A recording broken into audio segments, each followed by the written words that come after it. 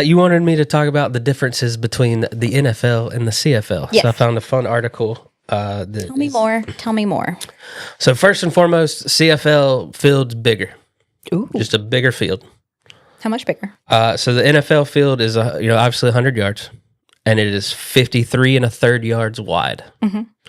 The CFL field is 110 yards long and 65 yards wide. So it's longer and wider. Okay. To make up for it with their kickers so they don't have different, well, he kicked in the CFL. That's why the CFL has their field goals at the front.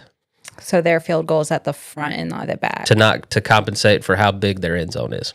Gotcha. Okay. Kind of like rugby. Yeah. So you got to watch out for it. Yeah, that sounds dangerous, actually. The CFL, since it's a bigger field, they allow one extra player on the field. So the NFL has 11 players on the field on a given team at any time. The CFL has 12. Okay. That has created different positions as well. The tight end in the CFL is non-existent. You got running backs, and you got wide receivers, and you got offensive linemen. They only play one safety. They don't have two safeties over top. Mel Kiper would be hyped.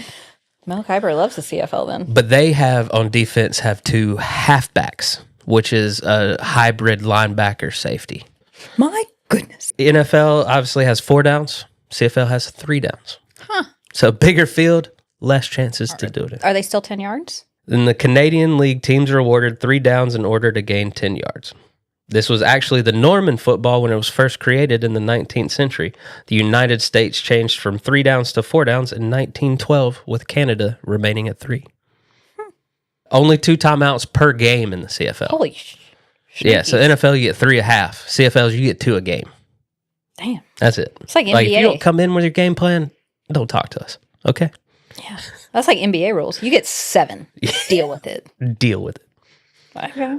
Once the 2 and 3 minute warnings hit, so they have a 3-minute warning in the second half, CFL. So they also, the clock stop in the 2-minute and 3-minute warnings at the end of the game. Mm-hmm. You know how you have to get out of bounds or spike the ball in the NFL? Mm-hmm. In the CFL, the clock stops after every play. Like, you can run the ball, clock stops. The Bears would be much better in this time system. So here's how you can score 1 point in the CFL. 1.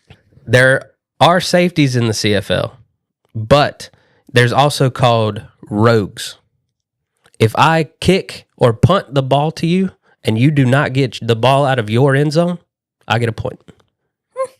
If the team either misses a field goal or punts the football and the receiving team does not get the ball out of their own end zone. And there's no fair catch or punt on punts in the CFL.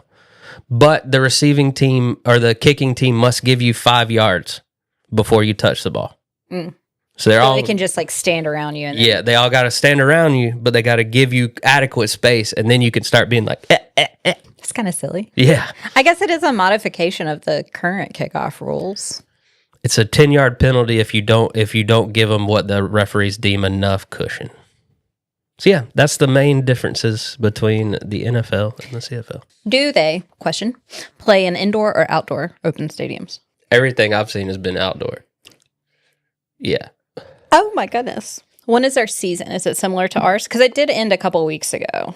They have a 21-week regular season. Damn.